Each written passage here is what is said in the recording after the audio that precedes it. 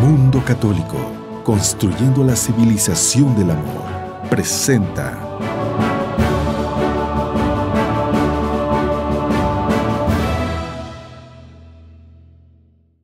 Y si es tan valiente de atreverse a mirarse así, usted va a empezar a caminar hacia la santidad con seriedad, con firmeza, porque ya descubre cuáles son sus debilidades latentes y la necesidad que tiene de fortalecerlas. No hay un gozo más inmenso que el ir fortaleciendo las virtudes. No hay un gozo más inmenso, porque empieza a llegar una paz increíble a nuestro corazón, empieza a llegar un gozo que nadie se lo puede llevar, empieza a llegar una claridad que nadie nos puede confundir, una esperanza que nadie se puede robar, un instinto de servicio que nadie lo puede detener. Y todo esto crece y crece porque es la abundancia del amor de Dios en nosotros. Y esto es lo que debemos nosotros cultivar como católicos, cultivar nuestras virtudes. Ustedes saben, la persona más importante que hay en este salón esta noche, ¿saben cuál es? El que más perdona y el que más ama, y el que tiene más espíritu de servicio. Esa es la más importante. La más importante aquí no es el que más dinero tiene, el que más fama tiene, el que se arrodilla más en la iglesia. Nada de eso es lo que tiene importancia. Lo que tiene importancia es poder tener un corazón que perdona, un corazón que ama, un corazón que sirve, un corazón que es humilde, que es pequeño. Y esto es lo que el Señor quiere de nosotros, con toda seguridad, porque Él quiere que seamos santos. Él quiere que seamos santos. Ustedes han visto que San Pablo se dirige a las iglesias, algunas iglesias, diciendo a los santos de Tesalónica. Y uno dice, ¿por qué los llama santos? Si son seres humanos común y corriente que todavía están en esta lucha contra el pecado. Pero a lo que él se refiere es que cuando nosotros caminamos con el Señor, estamos caminando en un sendero de santidad. Por eso los llama santos, porque sí estamos caminando en un camino de santidad. Ya sabemos que la santificación pues no llega hasta que no recibamos esa corona al final de esta vida, si caminamos bien con el Señor. Y otra cosa importante, nosotros pensamos, ¿cómo hago yo para superar todas mis debilidades, todas mis tendencias que tengo al pecado, todos estos defectos humanos con los que yo vivo? Y lo que yo he aprendido del Señor es esto, que a mí me ha dado mucha fuerza, y yo sé que a ustedes también les dará, y seguramente muchos ya lo están haciendo en esta forma. Si yo doy todo lo que puedo de mi parte para superar una debilidad, un defecto, un pecado, y sinceramente estoy en una lucha muy grande con todo lo que puedo para superar ese pecado, y esto es lo que estoy confesando todo el tiempo, me estoy arrodillando y humillándome sin perder la paciencia ni sin perder la esperanza de que un día lo superaré. Si yo hago eso y me muero en medio de esa lucha sin superar ese pecado, ese defecto, esa debilidad, yo le aseguro que el Señor, cuando se le encuentre, le completará lo que le faltaba, porque Él sabe que todo lo que usted quería era superarlo, y por lo tanto la justicia de Dios es perfecta. Él no espera que nosotros superemos todo en vida, pero lo que sí espera es que lo único que deseamos es superarlo, y que luchemos para superarlo, y que estemos todos los días combatiendo ese defecto y esa debilidad. Y el Señor, que es justo y bueno, al final, el día que nos lo encontremos, nos lo completará. Por eso se dice que Jesús nos completa, porque nosotros somos imperfectos y Él vino a completarnos lo que nos faltaba, y precisamente de eso se trata. Nosotros solos no podemos completar lo que nos falta, solitos no podemos. Hay un santo que dice que Dios, que te creó sin ti, no te puede salvar sin ti. Pero ¿qué quiere decir con eso San Agustín? Quiere decir que yo hago todo el trabajo que me corresponde hacer, pero no puedo esperar de que todo lo que estoy tratando de superar lo voy a alcanzar a superar yo solo. lo tengo que hacer con el Señor. Y por eso la invitación del Señor es a que nosotros nos unamos a Él para nuestra propia salvación, no tratar de hacerlo solo. Ustedes saben cómo son las filosofías del mundo. Las filosofías del mundo son la realización personal, el autoestima, el pensamiento positivo, todo eso es lo que el mundo enseña, la diosificación del hombre. Y a través de esa diosificación, ese control mental, ese autoestima, la realización personal, los hombres en el mundo alcanzan grandes metas. Y así es, alcanzan grandes metas. ¿Por qué? Porque se van a conquistar el mundo para ellos mismos, para ellos solos, por medio de sus propios talentos y sus propias capacidades que Dios les da y que las utilizan para mal, para el egoísmo, para el egocentrismo. Pues esto es lo contrario a lo que nosotros somos, porque nosotros somos invitados por Dios a morir a sí mismos, o sea, para dejar que el Señor sea quien viva en nosotros. Por eso San Pablo habla de eso, ya no soy yo quien vive, sino Cristo que vive en mí. Por eso nuestra estima no es autoestima, sino Cristo estima. Nuestra estima se llama Cristo, no es autoestima, no soy yo, mi estima no soy yo, es Cristo en mí. Y esto, ¿cuál es el camino a la santidad? Que Cristo crezca en mí. San Juan Bautista decía, yo tengo que disminuir para que Él crezca. Ese es el mensaje que le daba a sus discípulos, porque reclamaban lo de Jesús, porque no entendían bien qué estaba pasando cuando Jesús apareció por un lado y San Juan Bautista seguía por el otro, y había una confusión entre ellos. Pero él decía, yo tengo que disminuir para que Él crezca. Y esta enseñanza de la Iglesia ha perdurado a través de los siglos en todos los santos y doctores de la Iglesia. Cada uno enseña que nosotros debemos morir a sí mismos, que debemos volvernos pequeñitos, debemos dejar que entre el Espíritu del Señor en nuestra vida. Y en esa forma crecemos en santidad. ¿Cómo crezco yo en santidad? ¿Ustedes se han dado cuenta que las personas humildes y sencillas parecen invisibles? En las familias hay muchos hijos, por ejemplo, en una familia, y de pronto hay hijos que son hijos de mucho triunfo en el mundo, y otros que son indiferentes a las cosas materiales. Y de pronto una mamá y un papá y los adultos de la familia, hablando de esa persona que no tiene ambiciones en el mundo, lo consideran como un perdedor. Dicen, ay, el pobrecito Julio, ese no va a llegar a ningún lado, ese pobre, ese no tiene ninguna ambición. Y lo que no saben es que de pronto ese pobrecito es la salvación de toda la familia, porque es el que está aspirando por las cosas grandes, y es el pequeñito que ni siquiera lo invitan a las fiestas ya, porque desacredita a la familia. Pero el sentido de la vida es que nosotros nos debemos hacer personas pequeñas.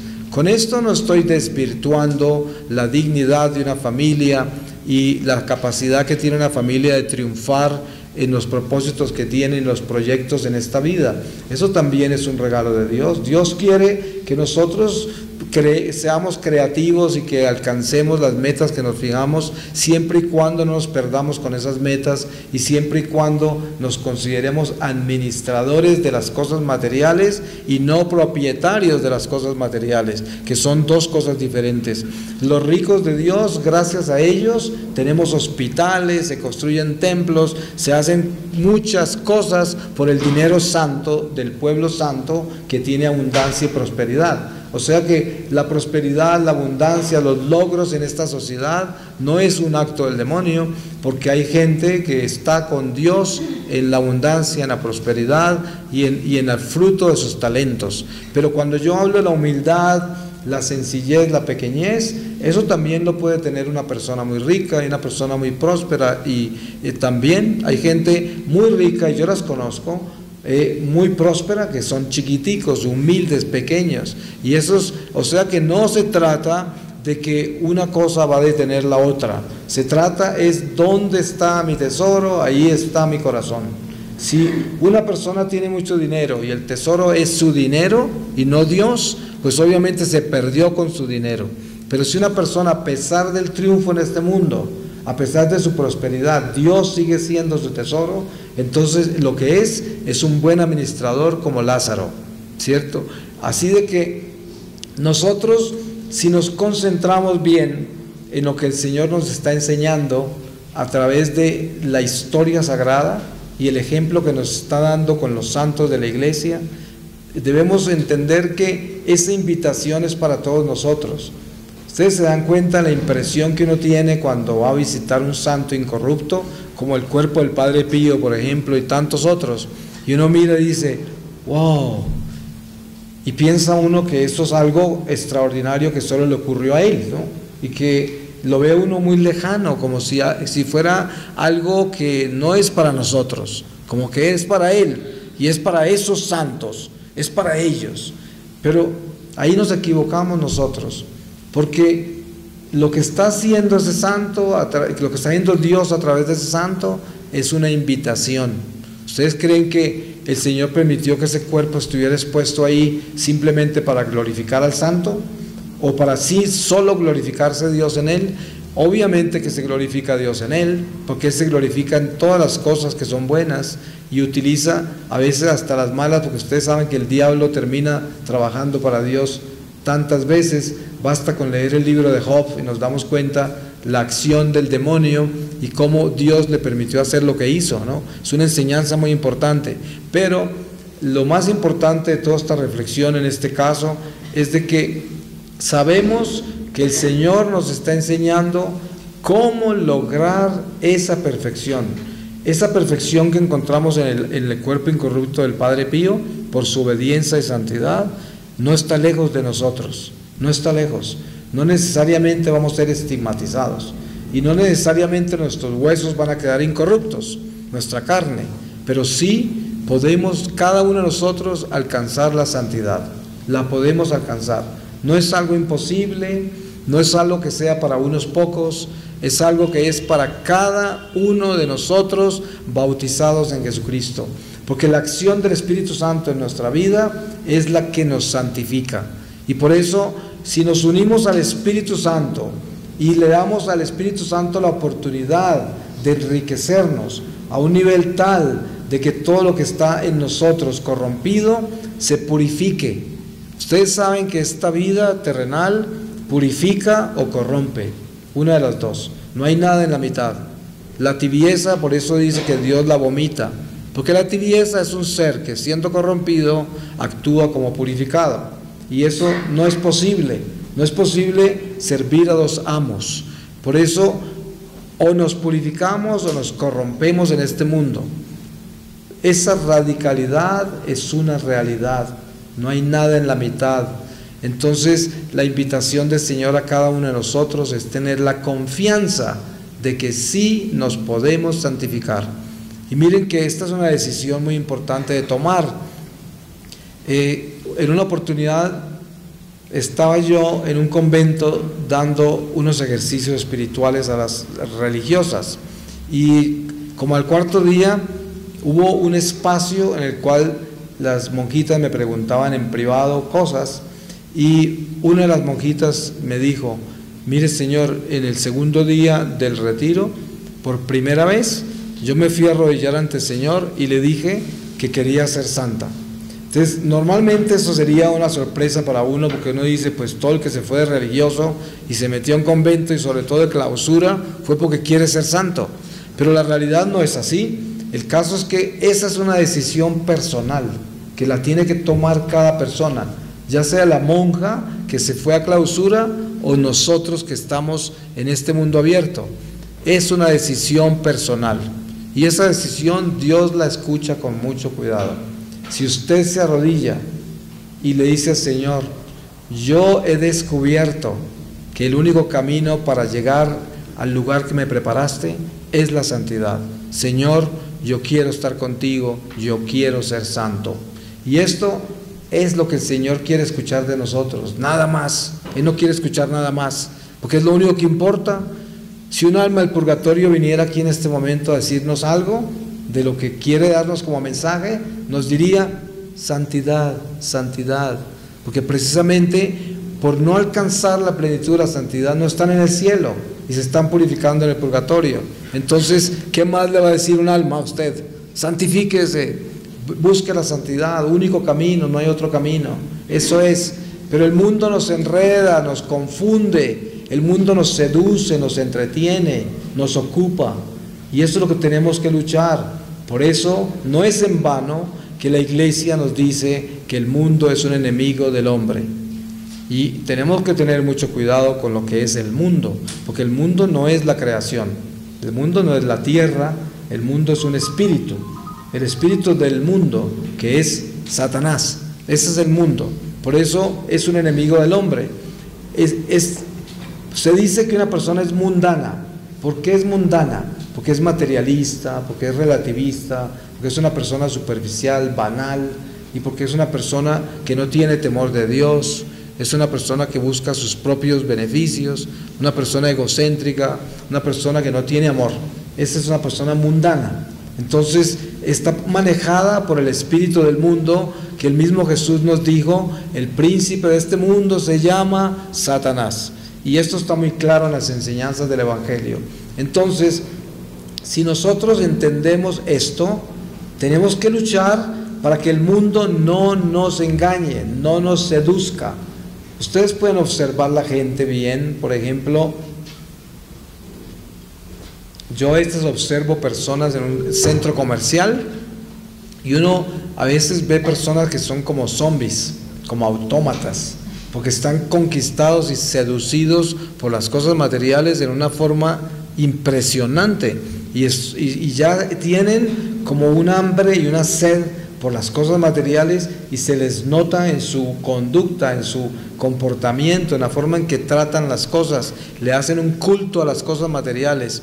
Ahora, con esto no estoy demonizando los centros comerciales, esto es parte de nuestra vida, parte de nuestra sociedad, son cosas inclusive convenientes, prácticas, si las utilizamos para lo que son, pues son muy prácticas y no tiene nada de malo, pero es que esas cosas que hay en el mundo, siendo tan prácticas, se pueden convertir en una trampa para nosotros si nosotros no ponemos cuidado al uso que le damos a las cosas. Eso es, el mundo material puede ser una seducción si nosotros no la utilizamos para el servicio nuestro, porque terminamos sirviéndole al mundo a cambio de utilizar las cosas para nuestro servicio, que es lo que Dios quiere y por la razón por la cual Dios nos las dio. ¿Por qué Dios nos da toda la capacidad de tener estos talentos, toda esta creatividad y tener un mundo como el que tenemos hoy, lleno de cosas extraordinarias? La velocidad de la tecnología, la industrialización, todo esto no es demoníaco, son cosas que Dios nos ha dado. Obviamente que hay industrialización corrompida, irresponsable, que ha contaminado la naturaleza, hay tecnología que se usa contra el hombre, como todo lo que el hombre hace en internet, en la parte oscura y malvada que hay en internet, y por todos lados, en medio de toda esta civilización, está el bien y el mal. Y nosotros tenemos que estar muy claros en el discernimiento de espíritus que tenemos y cómo vamos a manejar nuestra vida diaria con relación a esto. ¿En qué forma podemos nosotros darnos cuenta que no estamos siendo seducidos? Y así podemos caminar buscando esa santidad, buscando ese crecimiento en medio del mundo. En otra oportunidad, también en un monasterio de religiosos que estaba yo ahí con ellos, estábamos hablando de lo que sucede con personas que se van a la vida religiosa y hubiese sido mejor que se quedaran en el mundo, porque se hubiesen santificado mucho más rápido en el mundo que lo que están haciendo en el monasterio. Eso ocurre en algunos, ¿no? Porque hay muchas personas que tienen una vocación confundida y eso se encuentra en todo. Ahí se encuentra uno en sacerdotes, en religiosos, se los encuentra en el matrimonio, gente que se casa y no tiene vocación matrimonial y así. Pero el caso es que nosotros necesitamos tener una conciencia clara, a pesar de lo confuso e inmoral, corrompido, perverso que es este mundo. En este mundo nos podemos santificar, en medio de todo esto. Ustedes han visto santos como Santa Teresa de Calcuta. Ella en medio de todo ese desorden de la pobreza en la India y la pobreza en tantos lugares, ella jamás se fue a imponerle la fe a ningún pobre y a ninguno de los que encontró botados en la calle. Ella les llevó fue el amor de Dios, les llevó la comida, les llevó la salud, les llevó las cosas que necesitaban más importantes en ese momento, y no les impuso la fe como hacen las sectas que se van al África a comprarse a la gente con comida y a imponerle su religión. Esto es lo que enseña el Señor de lo que nosotros hacemos en el mundo, en la corrupción, la injusticia que hay en el mundo.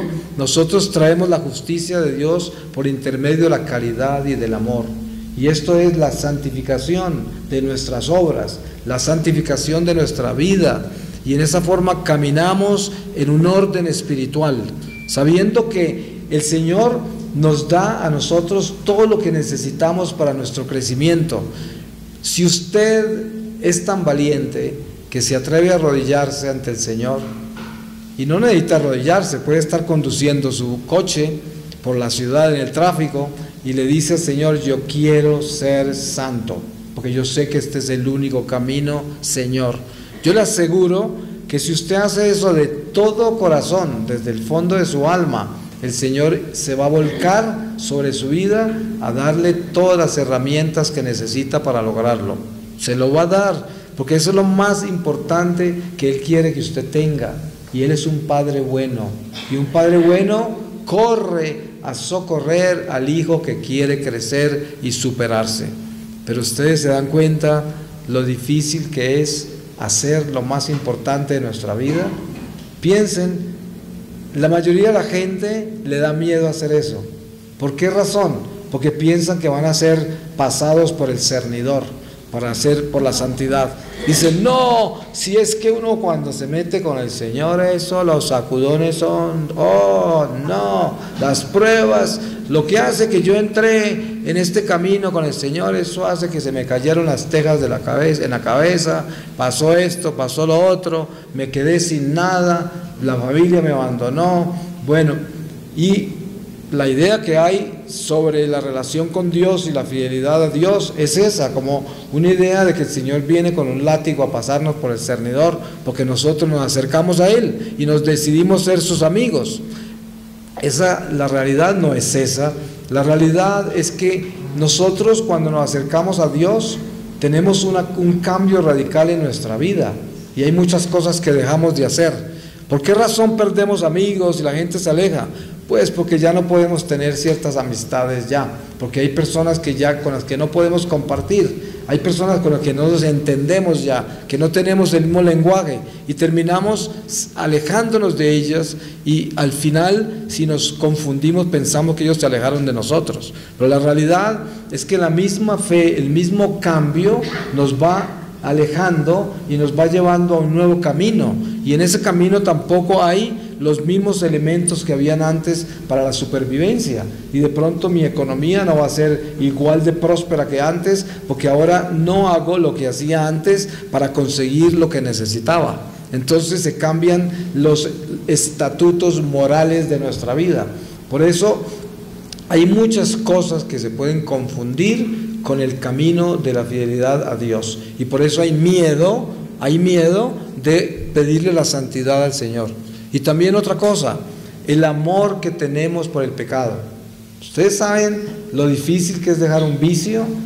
Hay personas que me preguntan: ¿cómo hace uno para dejar el cigarrillo? Yo oí en una charla suya que usted fumaba, ¿cómo lo dejó? Y yo les digo la verdad, ¿sabe cómo lo dejé? Igual que como empecé. Así como me fumé el primer cigarrillo, me fumé el último. Eso fue tan sencillo como eso. Un vicio se deja poniéndole el hacha a la raíz. Así se deja un vicio.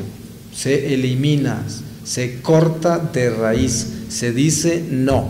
Ustedes saben todas estas terapias que hay, estas rehabilitaciones y todo eso. Sinceramente, les digo de todo corazón, eso es una farsa. Porque la mayoría de la gente tiene la capacidad para hacer todos los cambios que necesita.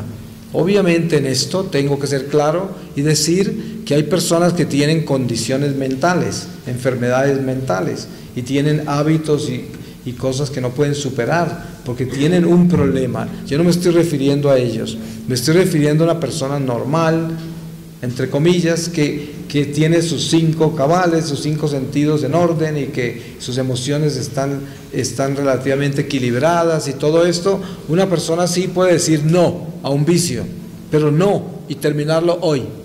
Ahora, uno de los vicios, y yo no tengo ningún temor en hablarlo públicamente porque precisamente esa es la conquista de una batalla. Uno de los vicios y tendencias más difíciles que yo tenía en mi vida era la impureza sexual, porque tenía una relación desordenada con las mujeres toda mi vida. Eso empezó desde muy joven y no lo corregí nunca hasta mi encuentro con el Señor. Y cuando ya empecé a vivir con el Señor, esa fue una de las luchas más increíbles que tenía. No podía mirar ni las estatuas de la Virgen, porque no la podía mirar en la cara, porque ya había yo destruido la imagen de la mujer, la tenía destruida, porque la mujer para mí era algo diferente a lo que es. No era un hijo de Dios, no era lo que Dios había creado, lo que yo había creado, lo que yo había hecho de ella. Y eso fue una lucha, pero una lucha muy grande. Y yo no puedo decir que era una lucha con el demonio, no, era una lucha conmigo, porque yo fui el que decidí hacer eso. Porque es muy fácil echarle la culpa al diablo y decir, no, es que el diablo me trae mujeres todos los días y las mujeres me miran y no sé cuántas. Eso es muy fácil decir, porque entonces cuando uno hace eso, pues nunca va a superar eso, porque el diablo pues no se va a ir, pero él no tiene poder sobre nosotros. El único poder que tiene es el que nosotros le damos. Por lo tanto, fui yo el que dañé toda esa área de mi vida. Esa impureza yo la decidí, y por eso yo tuve que decidir cortarla de mi vida. Y eso me tocó limpiar mi mirada, me tocó limpiar mi lenguaje corporal, me tocó limpiar mis pensamientos, me tocó limpiar mis conductas. A veces me acostaba y me tocaba levantarme inmediatamente, porque me invadían toda clase de pensamientos y saltaba de la cama, decía, no me quedo acá, y me levantaba. Y así, una lucha que me duró varios años. No puedo decir ahora que estoy libre de pecado, porque yo no voy a ser tan absurdo e ignorante que les voy a decir eso. Yo no estoy libre de pecado, ni estoy libre de mis debilidades, pero no soy esclavo de ese defecto. Ya no soy esclavo, por gracia de Dios, porque obviamente cuando yo le dije al Señor, Señor, yo no quiero más la impureza en mi vida, se lo rogué, le dije, tú sabes que esto para mí es el problema más grave que tengo, y si tú me llamas a servirte en tu iglesia, ¿cómo voy a hacer yo con este defecto tan grande que tengo? ¿En qué forma voy a tratar las mujeres de tu iglesia haciendo lo que yo hago? Yo no puedo mirarlas a ellas como las miraba antes, yo no puedo sentir y desearlas como las deseaba antes. Esto no lo puedo hacer, prefiero no hacer lo que me llamas a hacer. Y esto es un desafío increíble, y esa guerra, esa lucha fue una lucha de titanes, porque eran 2 personas en mí. Una que estaba pervertida completamente y otra que conocía la verdad y quería quedarse en la verdad. Y así fue como el Señor me fue dando las herramientas, me fue dando toda la fuerza, hasta el punto de que un día me di cuenta que ya no era un esclavo de ese vicio, ya no era un esclavo.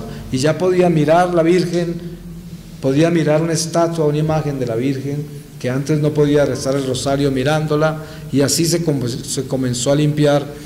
Yo no les quiero pretender aquí que soy una persona pura, no quiero pretender eso, pero sí les quiero decir que he superado esa impureza en que vivía, eso sí.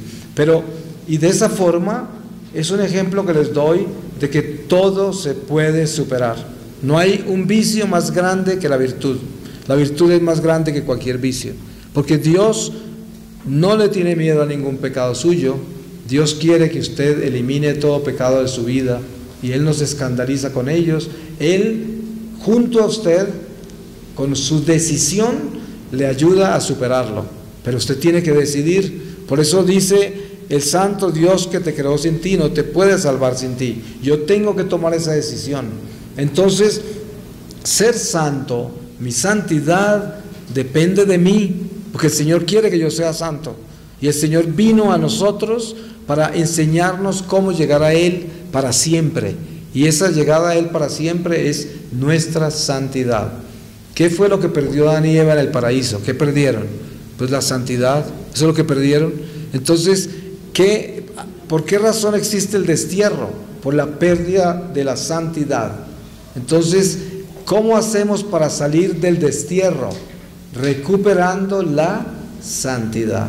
Es muy sencillo, es una verdad tan básica, tan elemental, y es lo que Dios quiere que hagamos nosotros. ¿Por qué puso un querubín en la puerta del paraíso con una espada de fuego? Porque no podíamos entrar al lugar de la pureza. Por eso, entonces el querubín, mientras que yo sea impuro, no entro.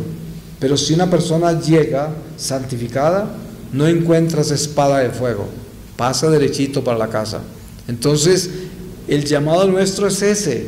Y yo les aconsejo una cosa, y obviamente que lo que estoy diciendo yo, ustedes saben que no es nuevo.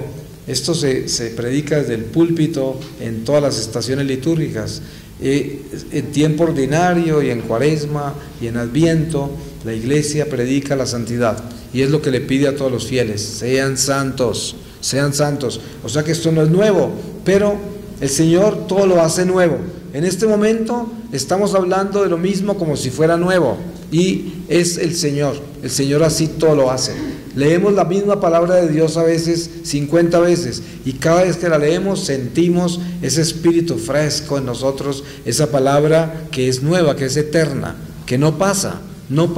Cuando el Señor dice mis palabras no pasarán, eso quiere decir que sus palabras no envejecerán, que las palabras serán nuevas y frescas todas las veces que las pronunciemos.